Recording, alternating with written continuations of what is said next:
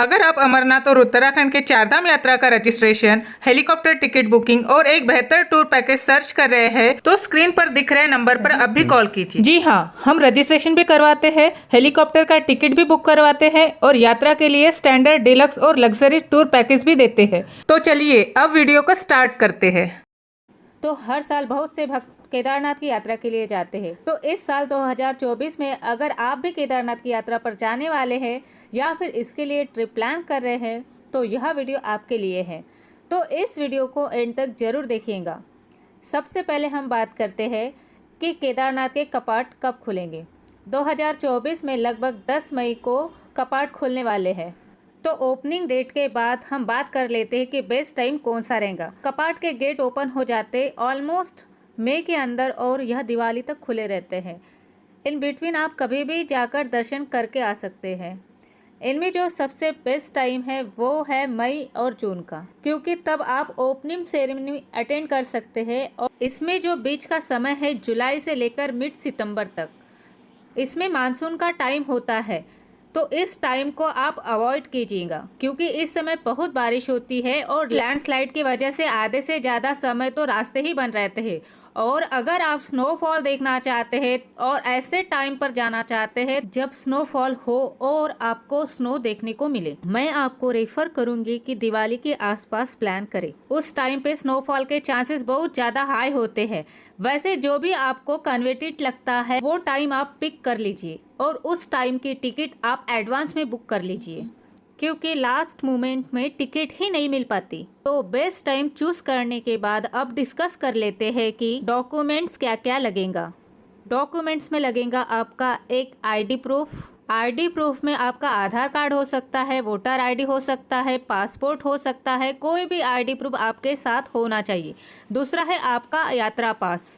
यात्रा पास आप ऑनलाइन भी बना सकते हैं या फिर वहां पर जाकर ऑफलाइन भी बना सकते हैं।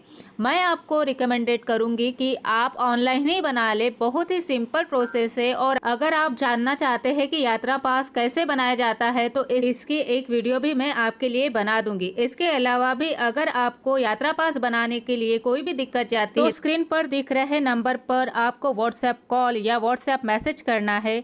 इनके द्वारा आपका रजिस्ट्रेशन यानी कि यात्रा पास बनवाया जाएगा। अब बात कर लेते हैं कि केदारनाथ जाए कैसे। तो केदारनाथ जाने के लिए हमें सबसे पहले पहुंचना होता है हरिद्वार। लास्ट रेलवे स्टेशन है वो है हरिद्वार। उसके बाद ऋषिकेश और देहरादून। यह 3 जगह ऐसी है जहां पर आप बाय ट्रेन आ सकते। अगर आप बाय फ्लाइट आना चाहते हैं तो आप देहरादून में एयरपोर्ट बना हुआ है, यहाँ पर आप फ्लाइट से आ सकते हैं और इसके बाद का जो सफ़र होगा वो बाय रोड ही होगा। इसमें जो हमारे पास ऑप्शन है उसमें सबसे सस्ता बजट फ्रेंडली वो है गवर्नमेंट बसेस। ऋषिकेश से चलती है गवर्नमेंट की बस जिसका जो किराया है लगभग 400 से 500 के बीच में होता है।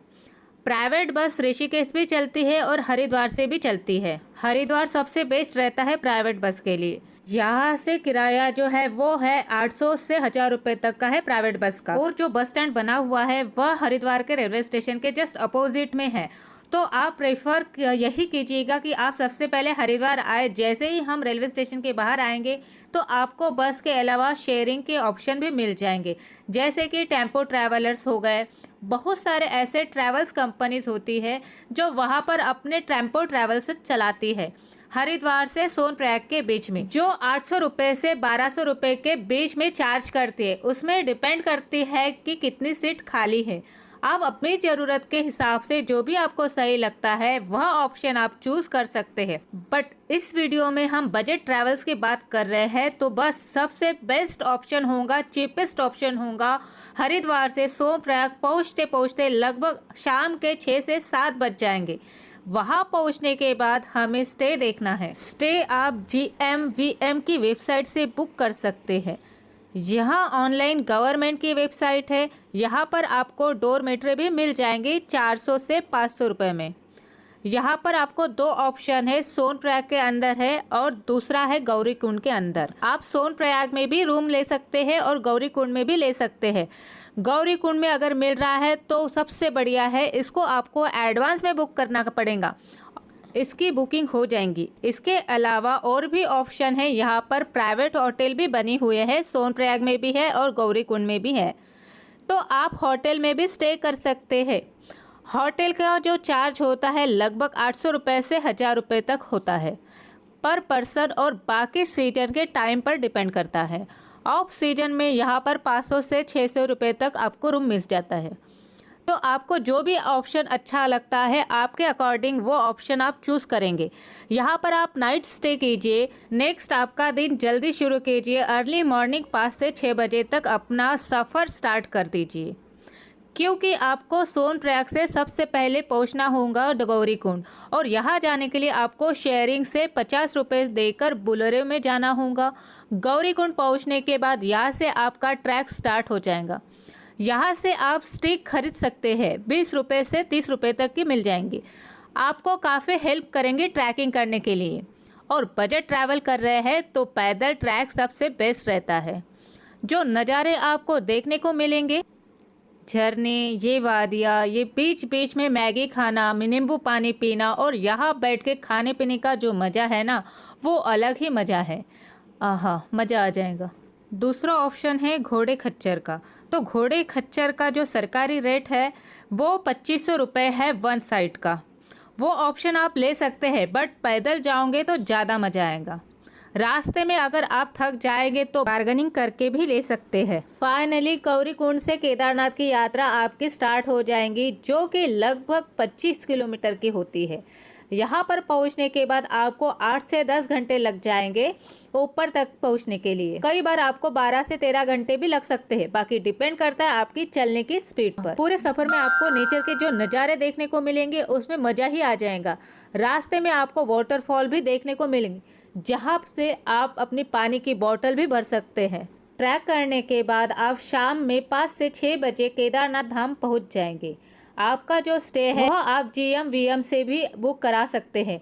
वह आपको 500 रुपये से 600 रुपये तक मिल जाएगा, जो कि मंदिर से पास में स्वर्ग रोहिणी, वहाँ पर आपको 1000 रुपये में चार्ज करते हैं डोरमेट्री का। और मंदिर से थोड़ा सा 2 किलोमीटर पहले बेस कैंप है, वहाँ पर आपको 500 रुपये में मिल जाएगा।